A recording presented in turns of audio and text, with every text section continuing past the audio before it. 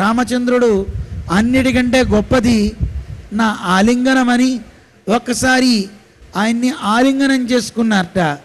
హనుమ ఇది తప్ప నా దగ్గర ఏం లేదని గట్టిగా ఆలింగనం చేసుకున్నారు. మన జీయర్ స్వామి వారు కూడా స్వామి నీకు నేనేం సమర్పించను అని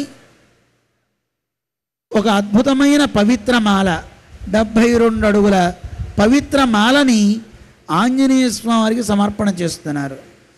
ఆ రోజు శ్రీరామ పట్టాభిషేకం జరిగే సందర్భంలో శ్రీరామచంద్రుడి దగ్గరికి ఎలా అయితే ఇంద్రుడు వాయుదేవునితో ఒక మాలని పంపించాడో అలాగా ఇప్పుడు మన ఆంజనేయ స్వామికి జరిగేటటువంటి ఈ ప్రతిష్టా మహోత్సవానికి యతిరాజులైనటువంటి మన భగవద్ రామానుజులకి తాకించి రామచంద్రుడికి సీతమ్మకి సమర్పణ చేసి ఆ మాలని తీసుకొచ్చి స్వామికి సమర్పణ చేశారు.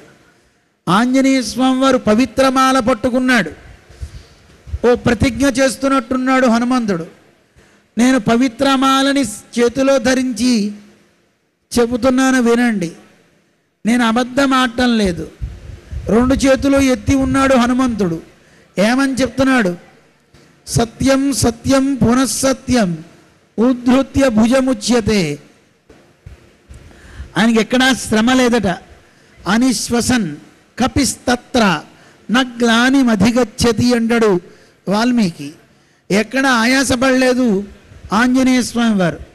చెమట ఎక్కడా రాలేదట. ఏ రకమైనటువంటి శ్రమ లేదట.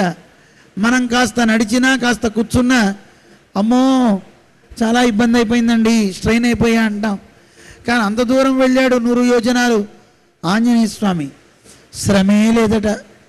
అలాంటి ఆంజనేయ స్వామి వారు మనందరినీ అనుగ్రహించడానికి ఆయన సేతువై ఉన్నాడు. మనందరినీ ఈ గట్టు దగ్గర నుంచి దుఃఖాబ్ది నుంచి దుఃఖ సముద్రం నుంచి ఆనంద తరంగాలు మనకి సోకేలాగా అవి అనుభవింపజేసేలాగా ఆంజనేయ స్వామి ఉన్నాడు. ఆ ఆనంద తరంగం శ్రీరామచంద్రుడే. ఆ రామచంద్రుణ్ణి మనం సేవిద్దాం. సుందర సేతు నామాన్ని మనం జపిద్దాం. ఓం సుందర సేతవే నమః. స్వామివారికి